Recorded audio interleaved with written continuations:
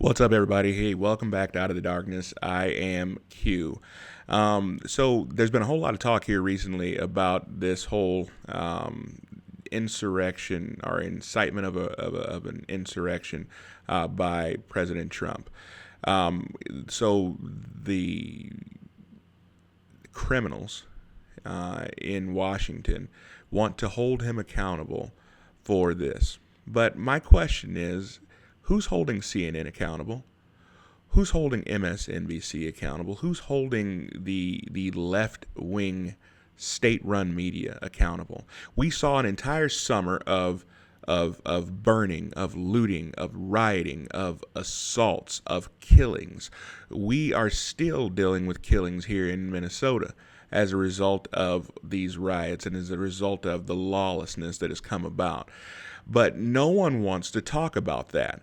We were told for how long that George Floyd was a fine, upstanding citizen and the officer killed him, when the truth of the matter is that he was a drug addict. The truth of the matter is that he died of heart complications as a result of ingesting copious amounts of fentanyl to keep the police from finding it. Why are we not talking about that? So all the people who died, all the businesses that were ruined, all of the lives that will forever be changed as a result of these riots and the looting, who gets to speak for those people? At what point are we going to hold CNN accountable for holding back that information that could have actually helped people, but they chose to push that false narrative?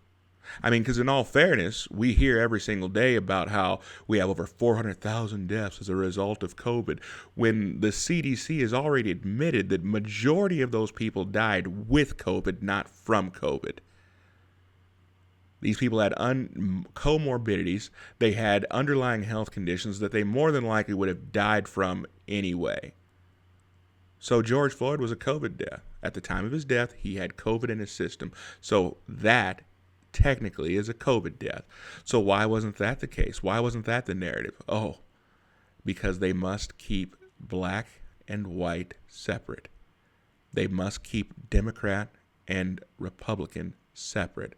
They must keep us fighting constantly, because if we don't, and we ever unify, and we ever say, let's do what is best for our children and our children's children, these bozos would be kicked out of office and run out of town on a rail. I'm calling for us to stand together and let us stand up against phony politicians. I don't care if they wear an R next to their name or a blue next to their name. Let's stand up. Let's stand together. Be sure to like and subscribe and share this video. Thank you guys so much. Have a fantastic day.